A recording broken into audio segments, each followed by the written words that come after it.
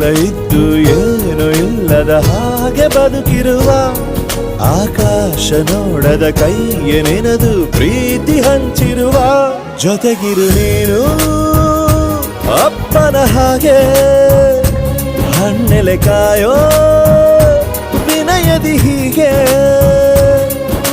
ನಿನ್ನನು ಪಡೆದ ನಾವು ಪುನೀತ ಬಾಳು ನಗು ನಗುತ್ತಾ ಬೊಂಬೆ ಹೇಳುತ್ತೈತೆ ಮತ್ತೆ ಹೇಳುತ್ತೈತೆ ನೀನೇ ರಾಜಕುಮಾರ.